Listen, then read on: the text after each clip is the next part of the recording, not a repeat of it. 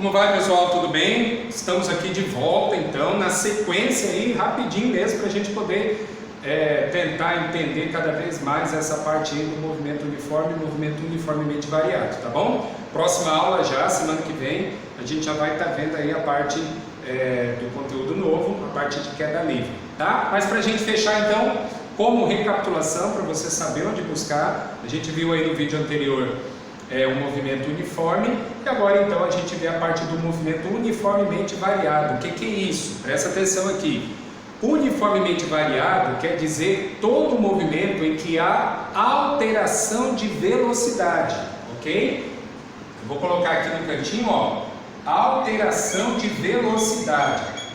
Alteração de velocidade significa o quê? O que acontece quando um móvel ou um corpo altera a sua velocidade?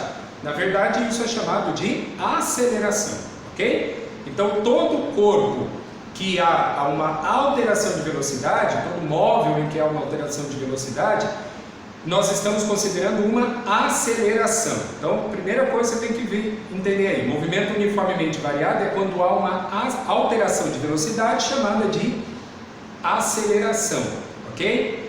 Uniformemente variada é porque essa aceleração ela é constante, tá? Então ela obedece a uma regra, então ela é constante. Quando não há alteração de velocidade constante, quando ela é variada, aí já é outra coisa, aí é um movimento uniformemente, aí não é movimento uniformemente variado, tá bom?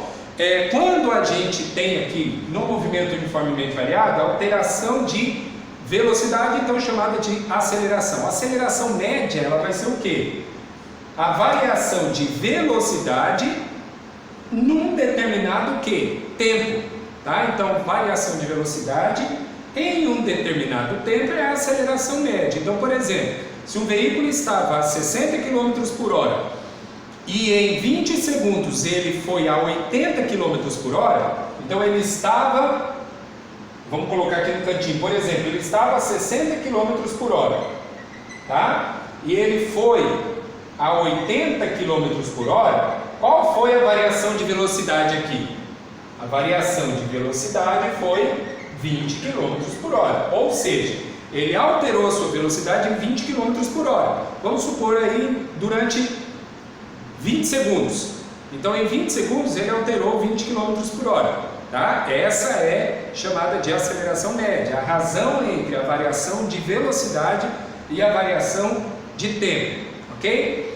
Quando há uma alteração de velocidade e essa alteração de velocidade, essa aceleração, ela é positiva, então aqui ó, o sinal da aceleração, vou colocar aqui ó, ela é positiva, eu tenho essa reta aqui que representa a função da velocidade, tá? A função da velocidade. O movimento acelerado, ele é um movimento então que ele aumenta a sua velocidade, ok? Então, o movimento que aumenta a sua velocidade, você é chamado de movimento acelerado, aumentou a velocidade, tá bom?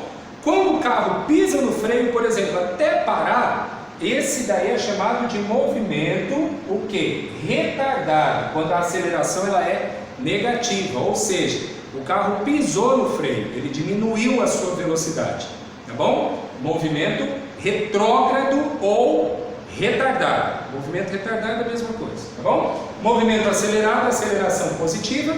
Movimento retardado, aceleração negativa, tá bom? Essa daqui, ó, assim como a gente viu agora há pouco no movimento uniforme, a questão da fórmula da velocidade média e da função horária seria a mesma aqui, também a mesma coisa, ok? A chamada função horária da velocidade final é igual a velocidade inicial mais a aceleração vezes tempo. É a mesma fórmula que essa, tá certo? Se eu, por exemplo, passar o tempo para o lado de lá multiplicando e isolar a velocidade inicial passando para lá somando, vai dar na mesma fórmula, ok? Então as duas são a mesma, tá bom? Outra coisa que nós devemos considerar é a questão da unidade de medida. ok? Lembrando que a aceleração ela sempre é feita em metros por segundo, tá? A unidade de medida de aceleração média é metros por segundo ao quadrado. Então aqui, ó, a unidade de medida de aceleração vai ser metros por segundo ao quadrado. Então, se o exercício tiver em quilômetros por hora, por exemplo, você vai ter que fazer o quê? Você vai transformar de quilômetros por hora para metros por segundo, você vai dividir por 3,6. Então, por exemplo, se está lá uma variação de velocidade de 360 km por hora, você divide por 3,6, você vai ter o equivalente a 100 metros por segundo, tá bom? Sempre de quilômetros por hora para metros por segundo, você divide por 3,6, ok? E aí nós temos ainda essas duas fórmulas, que nós já vamos traduzir aqui. O que representa essas duas fórmulas? Essa primeira fórmula aqui é a variação de velocidade em razão da aceleração e do espaço. Então, quando o veículo percorre um determinado espaço, ele acelera, por exemplo, 5 metros por segundo ao percorrer 360 metros, e ele tem uma variação de velocidade. Quando eu tenho apenas as unidades de medida, velocidade, espaço e aceleração, eu uso essa fórmula aqui que é chamada de equação de Torricelli. É uma delas, tem outra, tá? Equação de Torricelli. Essa equação de Torricelli, ela é o que? A variação de velocidade em razão da aceleração e do espaço. Você nota o seguinte, tem até um exercício que a gente corrigiu aí no vídeo anterior, que eu mencionei isso. A equação de Torricelli ela é usada quando eu não levo em consideração o tempo dessa aceleração, ok? Então, quando a aceleração, quando há uma alteração de velocidade em que o tempo não é dado, ou ele não interessa, ou ele não é levado em conta, a gente usa a equação de Torricelli, ok? Então, quando não tem tempo, quando eu tenho apenas a variação de espaço, quando eu tenho velocidade final, velocidade inicial e a aceleração, ok? E por fim, essa função horária de posição, que é uma fórmula meio grande, né? Mas envolve justamente essas coisas todas que a gente está vendo. Espaço final é igual a espaço inicial mais velocidade inicial vezes o tempo, mais aceleração vezes o tempo ao quadrado dividido por 2. Essa daqui em alguns momentos a gente vai usar, a gente vai retornar, a gente vai ver de novo aqui, principalmente agora na parte da queda livre, a gente vai estar trabalhando também com essas duas fórmulas, ok?